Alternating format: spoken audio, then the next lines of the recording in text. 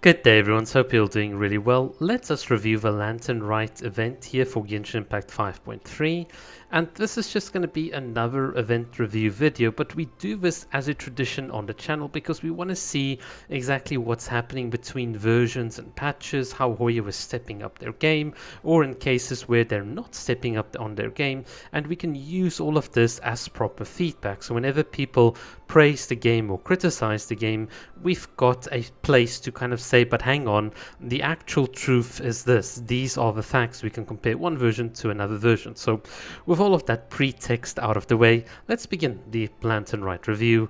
From my perspective, just overall, it was a very good success. The CGI, the animations we've had, the story quest and length, the little events and activities that you had to do, everything was relatively well paced, and I thought that we put in quite a lot of effort this time around. Certainly a step up from the previous events. For me, the highlight was absolutely the amount of character expressions that you can get and animations. You can see here, there's a little short example of Paimon doing all sorts of different poses and talking, but this wasn't just limited to her. A lot of the characters felt much more dynamic. When you see Hu Tao and Xiangling giving each other a bit of a hug, or Yunjin and Hu Tao like holding hands, getting into different poses, it gives you a lot more familiarity. Well, not familiarity, it gives you the sense that there's a lot more familiarity between the characters, and it just makes looking at it much more pleasant. It's not just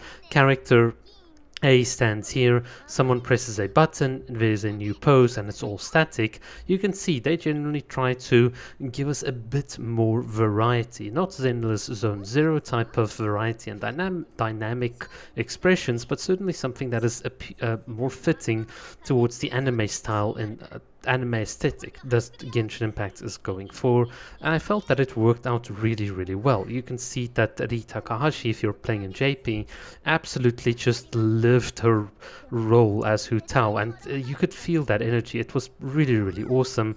And even in certain cases, like here with Yunjin, where she's absolutely singing this spiritual kind of song, and it was super duper cringe. I'm sorry, it's not criticizing the singing, it was very cringe worthy, and seeing the Traveler and Paimon also kind of see that, but then Hu Tao kind of lives into her own world. It definitely is a very different dynamic than what we usually had, and it kind of makes it interesting to watch. You're not wasting your time seeing this. You can look at that expression on the Traveler's face. There's that, yeah, it was truly a unique performance. It's so good. So I think Hoyo did a fantastic job in that regard. One area where I felt they didn't do such a good job is with the typical mini games that we had, and it's not the actual quality of the mini game itself that was like problematic for me during the festival. It's more so that a lot of this is devoid from your account. Your characters don't matter. It's not like you can use your characters and abilities and that you worked so hard to get all these primogems for in any meaningful way. It's just another little mini game for the sake of making a mini game, and it's just I just wish Hoya would kind of stop these sorts of things. But hey, some people genuinely like this. A lot of people like editing postcards and stuff, so perhaps there's a large audience for this. It's certainly not my cup of tea. I'm not a big fan of this, and in fact I even think with the whole envelope system, it's kind of a lazier way to drive those wonderful character interactions we've seen earlier, because now you're going to go around giving all the characters an envelope, and it's just like it didn't do it for me. I'm really sorry. I'm here for the combat, and I want to see dynamic character interactions, not just based off of some paper I give it to them and some short dialogue. I think Hoyo could have really done a lot better there, but hey, that's just my opinion. And then speaking of combat, the combat event was amazing. It's in line with the previous combat events we've seen. I messed up my recording, so I don't have any combat footage, so I really can't speak a lot to it apart from saying watch it on YouTube, because it certainly was quite a bit of fun. Right, let's now move on to my second favorite part of the Lantern Rite event, and that is exploring out of bounds. We got a domain that I think we had in the earlier versions of Genshin Impact with Hu Tao way back when. I think it's in her story quest, the Border of Life and Death, or something like that. Seeing this event, this domain out of bounds was really, really awesome. I explored it like from top to bottom, and you can also see here's like the starting area. They've put in this invisible collision wall here, so you can't break through this. Nothing can pass through it because it just hard stops all collision. Zhongli can't go through it, Traveler can't go through it, but there are other ways to break out of domains. And here you can see I'm just looking at some of the unused areas for your amusement as well, just playing here at triple speed. And certainly nothing to see except some random water effects and stuff happening.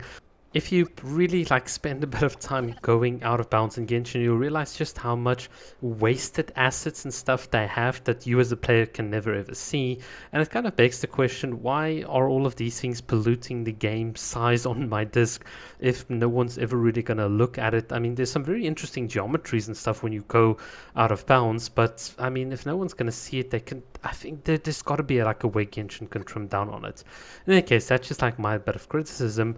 Here you can see Kokomi running in the air, because why not? That's kind of cool. And then Chaska just flies around. Oh, by the way, Chaska, absolutely an amazing god tier character for exploration and going out of bounds, flying here under the clouds. I mean, there's so many cool effects and stuff that you can play with. It's I just really like it. A couple of other interesting things for the Lantern Rite is that you go into this domain initially with Xiao, and then later on the Traveler herself enters again into this domain.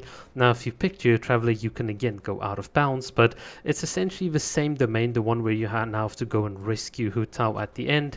It's just that a new area has been loaded into the map, which I thought was kind of interesting. The overall layout was kind of like dual, so you had the one part of the life part and the one part with the tree of the death part. It's kind of interesting to see how the domain was split up. Of course, with all of the unique lightings and stuff, I took full advantage of Kokomi and some other characters to get some really cool pictures, including like with the Xiao effect. So this is something you won't see any other content creator do, because this is just like a very unique view that you can get.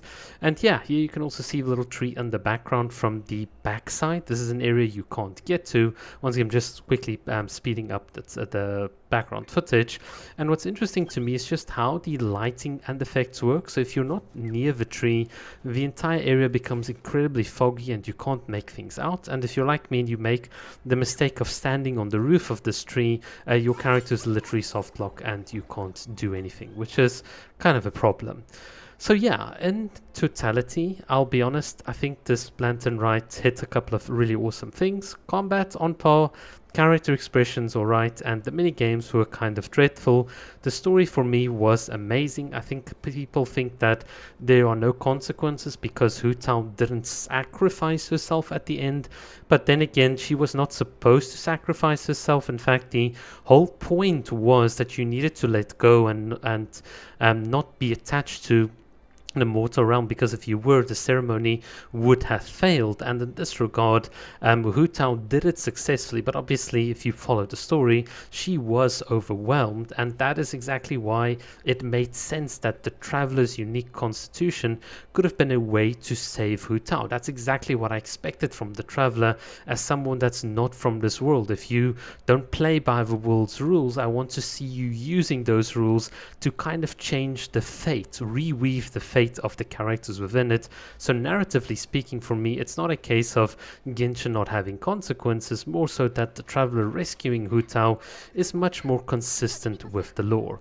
And then, by the way, as a short aside, this Hu Tao in the back here, as you can see walking, is a unique Hu Tao model. Like skins in Genshin being unique, this is a unique model that you could not have modded if you wanted to. So that's kind of an interesting thing.